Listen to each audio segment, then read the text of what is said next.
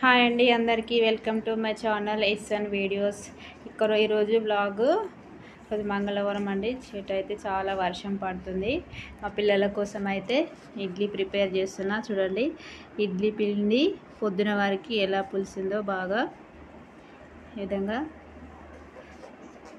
అయితే ఇడ్లీ చేస్తున్నా నేను. ఇలా బబుల్స్గా పులవడం వలన ఇడ్లీలు అనేటివి మెత్తగా సాఫ్ట్గా వస్తాయి. ఇంట్లో కొంచెం అటుకులు వేయాలి. ఇడ్లీలో మినపప్పు నానబెడతాం కదా మేము, కొంచెం అటుకులు కూడా వేసి రుబ్బడం వలన ఇడ్లీలు సాఫ్ట్గా మెత్తగా మృదువుగా వస్తాయి. ఇలా మనకి అవసరమైనంత తీసుకోవాలి. మనము ఎంత వాడుకుంటామో ఆ రోజుకి తీసుకొని మిగతాది మళ్ళీ ఫ్రిడ్జ్లో పెట్టేసుకోవాలి. ఇక్కడ చూస్తున్నట్టు తీసుకొని మిగతాది ఫ్రిడ్జ్లో పెట్టుకోవాలి. ఇప్పుడు తీసుకున్న దాంట్లో కొంచెం వాటర్, కొంచెం సాల్ట్ కూడా వేసుకోవాలి. మనకి ఇడ్లీలు కొంచెం మరీ పిండి లూజుగా కాకుండా మెత్తగా కాకుండా నార్మల్గా ఉండేటట్టు ఇడ్లీ పిండి రెడీ చేసుకోవాలి. కొంచెం సాల్ట్ కూడా వేస్తున్నా. ఇప్పుడు కలపాలి. వాటర్ సాల్ట్ వేసి కలపాలి. కొంచెం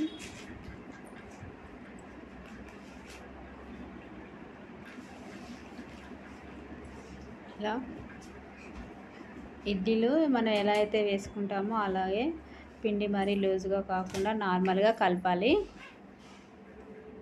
మరీ లూజ్ అయినా కానీ ఇడ్లీలు అనేటివి మెత్తగా వస్తాయి, బాగా రావంతా.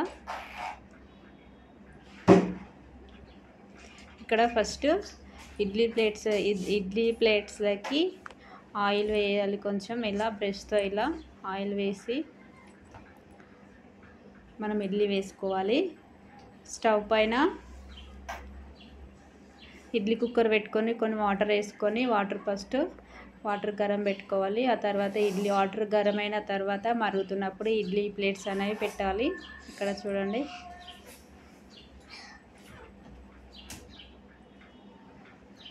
ఇలా అన్ని ఇడ్లీలు ఇలానే వేసుకోవాలి. ప్రతి ప్లేట్లో కూడా మనం ఎక్కువ వేయకూడదు. కొంచెం కొంచెం ఆ రౌండ్కి సరిపోయేటట్టు మాత్రమే వేయాలి. ఎక్కువ వేసినా ఇలా కింద పడిపోతుంది. ఇక్కడ చూడండి, ఇవి నేను ఇడ్లీలు ఉడికిన తర్వాత చూపిస్తా ఎంత బాగా వస్తాయో. దీంట్లో సీక్రెట్ ఏమీ ఉండదు. ఇడ్లీ పిండిలో కొంచెం అటుకులు వేయడం వలన ఇడ్లీలు తొందరగా ఇట్లా గట్టిగా కాకుండా మెత్తగా వస్తాయి. మినపప్పు కంటే మినపగుళ్ళు వేసుకోవడం చాలా బెటర్. మినప్పిండి కూడా ఎక్కువ వస్తుంది మినపగుళ్ళ కంటే. మినపప్పు కంటే మినపగుళ్ళ పిండి చాలా ఎక్కువ వస్తుంది మినప్పిండి. ఈ విధంగా ప్లేట్లలో ఇడ్లీ పిండి ఇలా వేసుకోవాలి.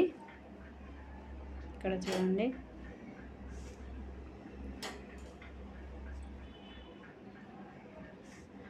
అన్ని ప్లేట్లలో ఇలానే వేసుకోవాలి.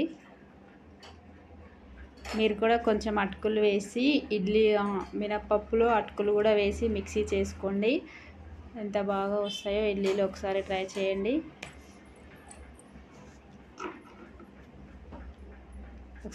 చేయండి. ఇక్కడ పెరుగు కూడా నేను తోడు పెట్టిన, చాలా బాగా వచ్చింది పెరుగు కూడా.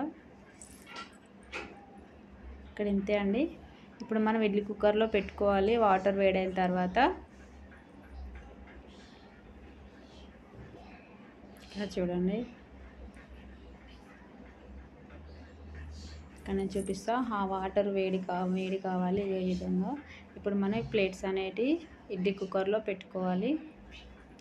ఇలా కొంచెం మరుగుతున్నప్పుడు ఈ ప్లేట్స్ మనం కుక్కర్లో పెట్టేయాలి. అంతే,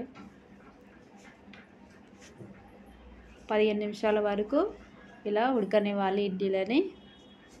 స్టవ్ సిమ్లో పెట్టుకోవాలి గ్యాస్. 15 నిమిషాల తర్వాత చూడండి ఇడ్లీలు ఎంత బాగా పొంగినట్టు, చేతికి అంటుకోకుండా ఎంత బాగా వచ్చినాయో. ఇడ్లీలు ఉడికినాయా లేదా అని చెక్ చేసుకోవాలంటే కూడా మనం ఇట్లా చేతితో ఇట్లా టచ్ చేసి చూడాలి. మన చేతికి అంటకుండా ఉంటే ఇడ్లీలు ఉడికిపోయినట్టు. ఇప్పుడు తీసుకొని ఇడ్లీ ప్లేట్స్ పక్కకు పెట్టుకోవాలి. కొంచెం ఒక 10 నిమిషాల తర్వాత ఈ ఇడ్లీలను మనం తీసుకోవాలి. అప్పుడే బాగా వస్తాయి. లేకుంటే ప్లేట్స్కి అతుక్కపోతాయి. అంటే వేడిగా ఉన్నప్పుడు మాత్రం తీయద్దు.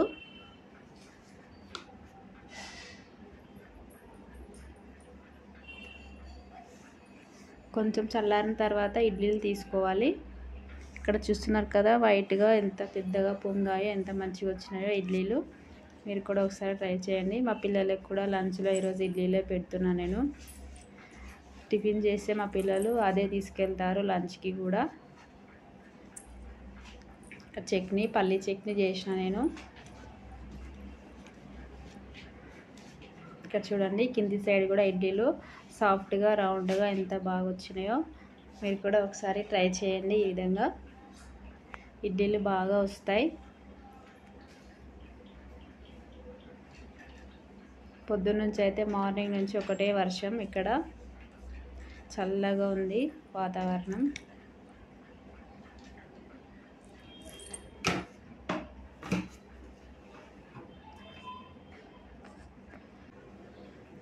ఇక్కడ చూడండి, మా పిల్లలు అయితే రెడీ అవుతారు, స్కూల్కి రెడీ అయిపోయారు. స్నాక్స్, టిఫిన్ అన్నీ రెడీ చేయాలి. పొద్దున లేస్తే చాలా పని ఉంటుందండి అసలు ఇంట్లో, పిల్లలు స్కూల్కి వెళ్ళేదాకా. ఇక్కడ చూడండి, ఈరోజు అయితే పొద్దున్నే చాలా వర్షం వచ్చింది ఇక్కడ స్కూల్ టైంకి. అసలు తగ్గదేమో అనుకున్నాం కానీ స్కూల్ టైం వరకు తగ్గిపోయిందండి వర్షం. మా పిల్లలు అయితే స్కూల్కి వెళ్తారు. ఇక్కడ చూడండి,